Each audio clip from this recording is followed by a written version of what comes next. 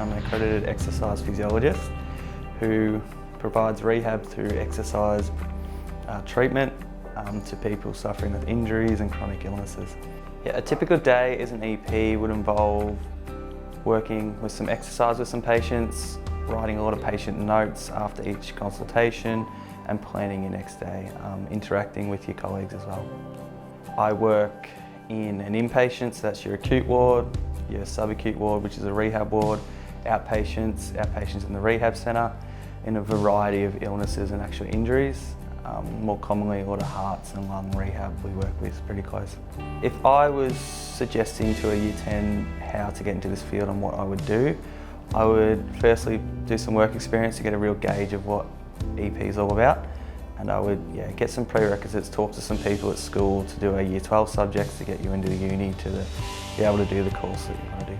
Yeah, my passion for EP come from actually doing a lot of sport and sort of exercise growing up.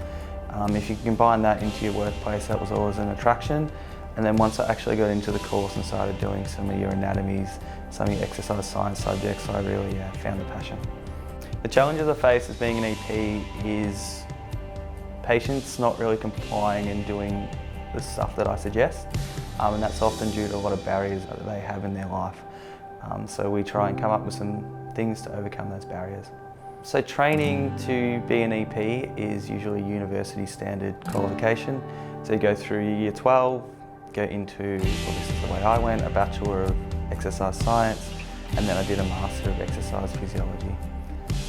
If I was talking to my younger self and I was thinking of going into the EP industry, I would have really liked to know and get a bit more experience of what an EP was.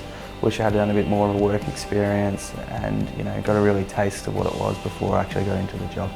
What I personally think makes a really good exercise physiologist is number one, be very patient, be empathetic, and just be a good communicator. I think if you have those three things, you can get a long way with someone.